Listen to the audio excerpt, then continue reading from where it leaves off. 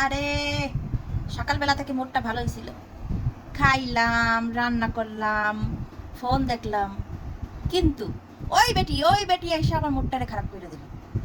এই বেটি, এই তুই কি বলিস? তুই বুঝছিস না বলিস?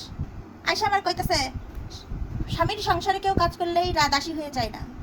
তুমি মনে করবা ওটা তোমার রাজত্ব, তুমি ওই রাজত্বের রানী, ওই রাজত্বটাকে তুমি চালাইতেছো, ভালোবেসে সব কাজগুলো করবা। তুই জানাস আমার এক পা কবরে গেছে, আমি এখন মোবাইল না টিপে ভাত খাইতে পারি না। সেই মোবাইল টেপার সময়, ভাত খাওয়ার সময় কি দেখি জানাস? রাজা রানীর কার্টুন দেখি, রাজা রানীর কার্টুন। সেই কার্টুনে কই রানী তো কখনো কাজ করে না, রানী তো পাহাড় উপর পা তুললে বসে খায়, দাঁতটাও পর্যন্ত দাসীতে ভাই যাতায়। আর তুই আমার শিখাস? এই ভিডিও যদি ভুল করে আমার স্বামীর সামনে পড়ে তাহলে কি হবে জানিস? তুই কাচ্ছিস কেন? তাহলে বলবে তুমি রানী, তুমি ভালোবেসে কাজ করো। কত বড় সাহস! এরপরে ভালো ভালো ভিডিও দিবি, এই ধরনের ভিডিও আর দিবি না, ঠিক আছে?